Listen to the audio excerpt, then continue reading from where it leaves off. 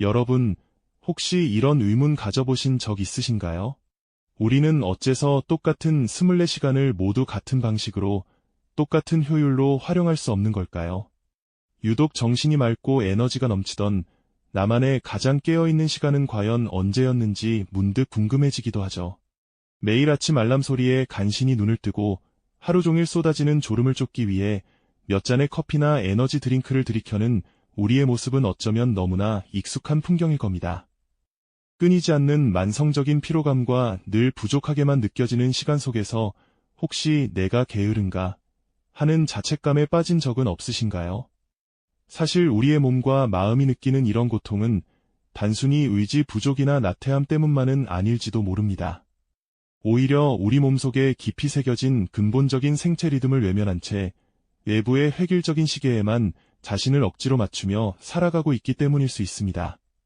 만약 여러분의 뇌가 가장 활발하게 빛나는 순간이 언제인지 정확히 파악하고 그 황금 같은 시간에 맞춰 하루를 새롭게 디자인할 수 있다면 어떨까요? 분명 지금과는 완전히 다른 놀랍도록 효율적이고 만족스러운 삶을 경험하게 되실 겁니다.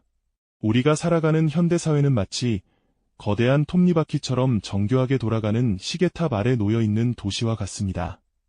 이곳에서는 모두가 정해진 시간에 맞춰 움직여야 한다고 강요받는 현실이죠. 오전 9시 정각에 출근해서 점심시간에 맞춰 식사를 하고 오후 6시가 되면 퇴근을 알리는 종이 울리는 것이 바로 그 대표적인 예시입니다. 이런 획일적인 시간표는 마치 모든 사람의 뇌가 똑같이 작동하는 로봇처럼 설계된 것이 아닐까 하는 착각마저 불러일으킬 정도입니다. 하지만 우리 각자의 뇌는 저마다의 고유한 리듬을 가지고 있다는 사실을 알고 계셨나요? 어떤 이는 해가 뜨는 순간 가장 명료한 사고력을 발휘하는 아침형 인간일 수 있고, 또 어떤 이는 밤이 깊어질수록 창의적인 아이디어가 샘솟는 저녁형 인간일 수도 있습니다. 사회는 안타깝게도 이러한 개인의 차이를 인정하지 않고 모두에게 동일한 시간틀에 자신을 억지로 끼워 맞추도록 요구합니다. 이러한 강압적인 시스템 속에서 우리의 뇌리듬은 무시당하기 일쑤이며 그 결과는 고스란히 비효율과 만성적인 피로로 이어집니다. 가장 집중력이 필요한 시간에 졸음과 싸워야 하고 창의력이 폭발할 순간에는 지루한 회의실에 앉아 꾸벅거려야 하는 상황이 매일같이 반복되는 겁니다. 아침 일찍 출근해 눈을 비비며 컴퓨터 앞에 앉아 있지만 멍한 머리로는 효율적인 업무 처리가 어렵기만 하죠. 점심 식사 후 쏟아지는 오후 2시의 졸음은 또 어떻고요? 아무리 진한 커피나 강력한 에너지 드링크를 마셔도 머릿속 안개는 쉽게 거치지 않아 답답하기만 합니다.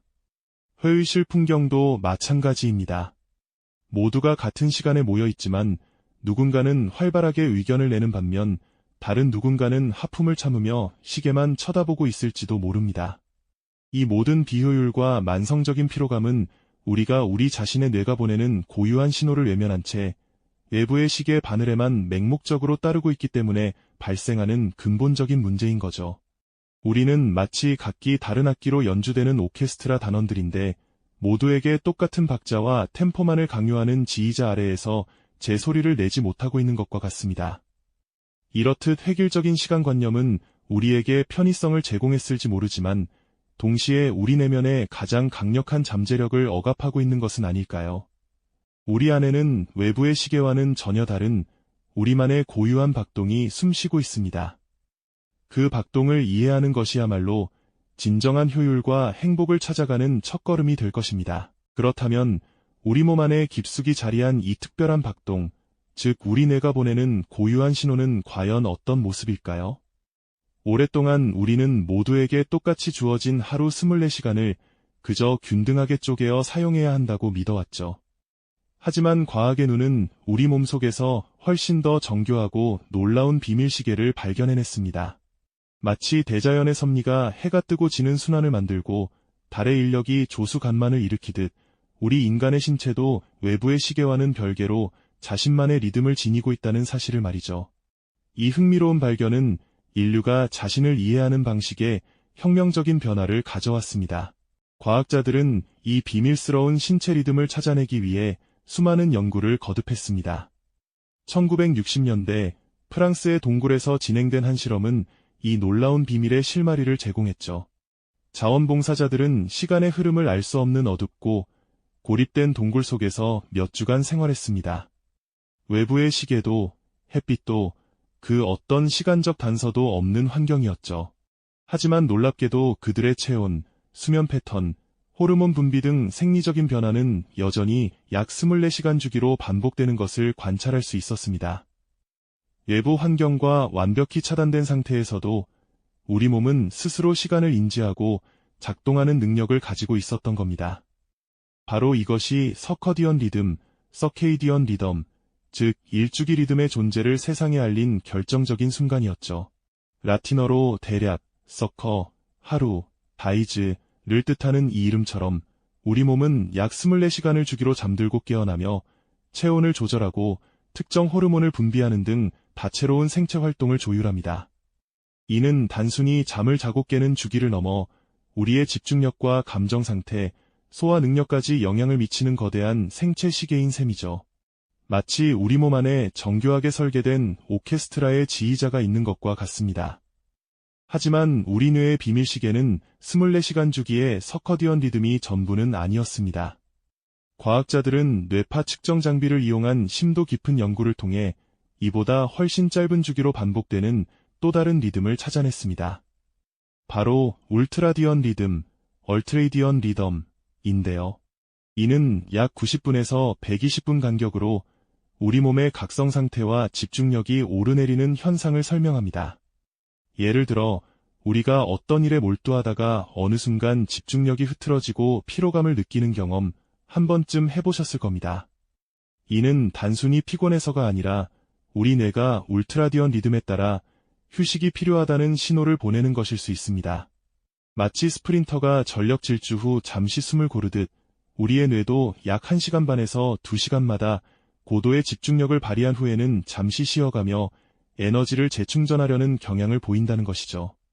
이처럼 서커디언 리듬이 거시적인 하루의 흐름을 조절한다면 울트라디언 리듬은 그 하루 안에서 우리의 집중력과 창의력, 그리고 피로도를 미시적으로 조절하는 역할을 합니다.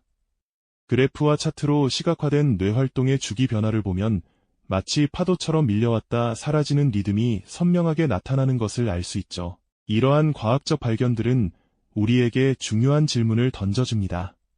만약 우리 몸이 이렇게나 정교하고 고유한 리듬을 가지고 있다면 우리는 왜 여전히 외부의 획일적인 시간에만 우리 자신을 맞춰야 한다고 생각할까요?